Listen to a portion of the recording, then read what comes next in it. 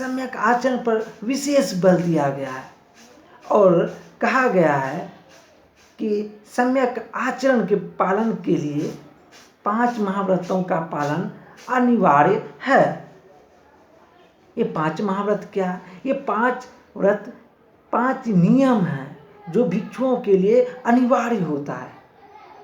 पहला है अहिंसा। अहिंसा का तात्पर्य होता है व्यक्ति मन, वचन, कर्म से किसी के भी प्रति असंयत व्यवहार भी हिंसा है। स्पष्ट है जैनियों का अहिंसावादी सिद्धांत अत्यंत कठोर है। किसी को मारने या किसी को हानि पहुंचाने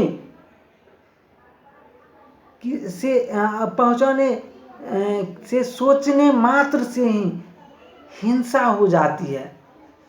अतः जैन धर्म का अहिंसावादी सिद्धांत अत्यंत कठोर है जो अव्यावहारिकता की सीमा से भी परे चला जाता है। दूसरा है सत्य। व्यक्ति को हमेशा सत्य और मधुर वचन बोलना चाहिए। भय तथा क्रोध में भी उसे मौन रहना चाहिए। हास्य विनोद में भी उसे असत्य का प्रयोग नहीं करना चाहिए। तीसरा है अस्तेय अर्थात बिना आज्ञा के किसी वस्तु को ना तो ग्रहण करना चाहिए और न ही उस वस्तु की अपेक्षा करनी चाहिए। इसके अलावे बिना आज्ञा के आप ना तो किसी के घर जा सकते हैं और ना ही कोई वस्तु उठा सकते हैं। चौथा है ब्रह्मचर्य। प्रत्येक भिक्षु को ब्रह्मचर्य का पालन करना अनिवार्य था।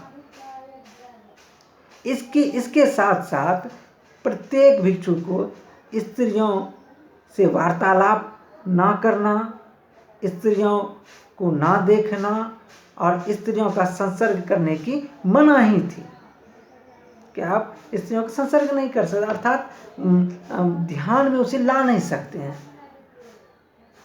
और पांचवा है अपरिग्रह। अपरिग्रह का तात्पर्य होता है कि जैन धर्म में किसी भी संग्रह को वर्जित किया है। आप किसी भी चीज़ का धन धान वस्तु किसी भी चीज़ का आप संग्रह नहीं कर सकते हैं। संग्रह करने की मनाही की गई है। संग्रह से व्यक्ति में आसक्ति की भावना बढ़ती है, इसीलिए उन्होंने वस्त्रों का भी त्याग कर दिया था। अब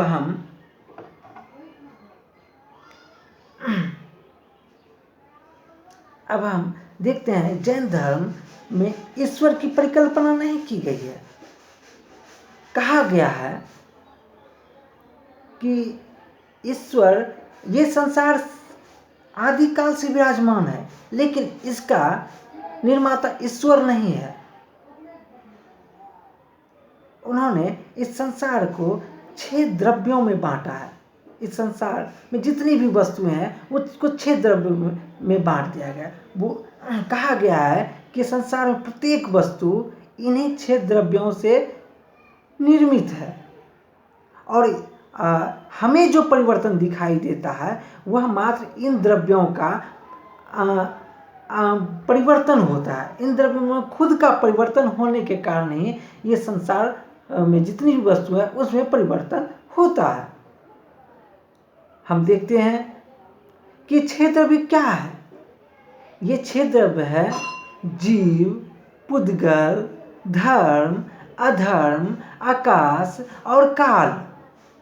ये द्रव्य शाश्वत हैं, इन्हें नष्ट नहीं कर सकते हैं। इनका सिर्फ अपघटन होता है। अपघटन और विघटन से ही हमें संसार में परिवर्तन दिखाई देता है। जैन धर्म में आत्मा के बारे में विशेष परिकल्पना की गई है। जैन धर्म में कहा गया है कि आत्मा प्रत्येक जीव में है। उन्होंने जीव के साथ साथ उन्होंने निर्जीव में भी आत्मा के बारे में कहा है। चाहे जीव जंतु हो, चाहे पत्थर हो, चाहे ईंट हो, सभी में आत्मा निवास करता है। ये आत्मा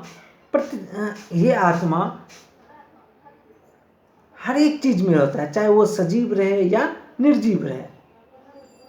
प्रत्येक जीव में आत्मा और उसको घेरने वाले भौतिक तत्व दोनों का समायोजन होता है। जब तक आत्मा को घेरने वाले भौतिक तत्व रहते हैं तब तक व्यक्ति माया के जाल में फंसा रहता है। माया, मोह, बंधन इस सब में फंसा रहता है। अतः प्रत्येक व्यक्ति का कर्तव्य होता है कि वो आत्मा को घेरने वाले भौतिक तत्व को मुक्त करें,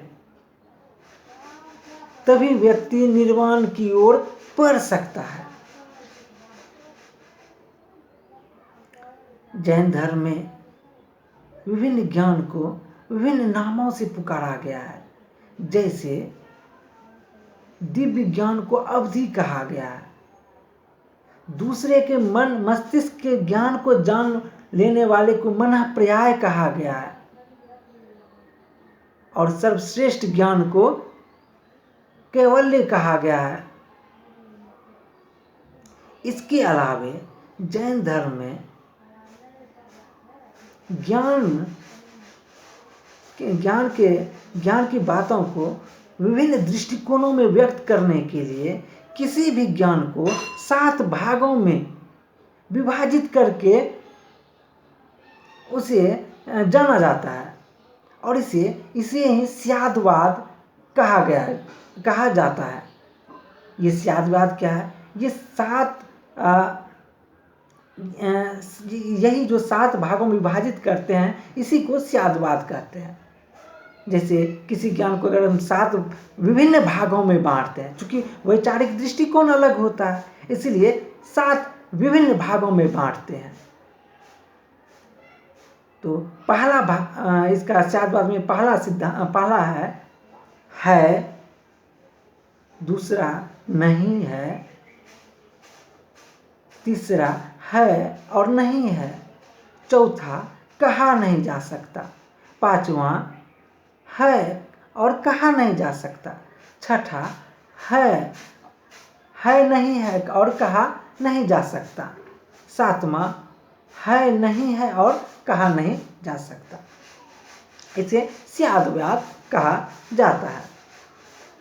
जैन धर्म में काया क्लेश पर अत्यधिक बल दिया गया है।